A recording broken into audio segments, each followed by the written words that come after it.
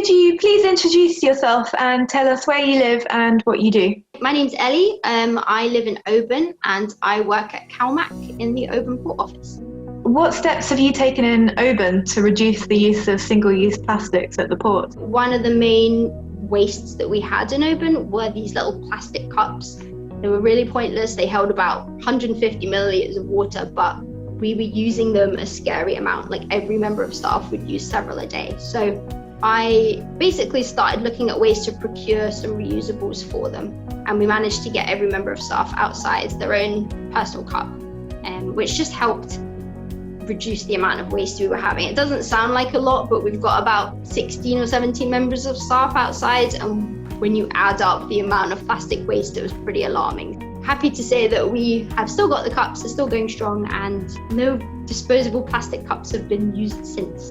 Small things can actually really add up and turn into like the big changes. What made you want to take action to improve the marine environment? I lived in London, I've come from London. The first week I was working at CalMac, there was this baby whale that had somehow made its way into Oban Bay. I think I was just like completely overwhelmed at the fact that there was a whale in Oban. I never even, like my naive city girl sort of attitude had just been like, how are there whales up here? I had no idea. We've got such a diverse amount of wildlife. You know, the biodiversity here is pretty incredible. We've got like a family of otters that play on the Lismore slipway just literally at my work.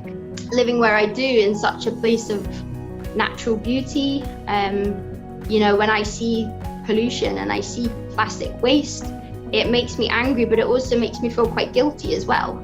I think we've got a responsibility to act, and I think people in coastal communities feel that way a lot because we know what's at stake if we lose this part of the world. You know, we've caused this pollution, so we should be the ones to resolve it.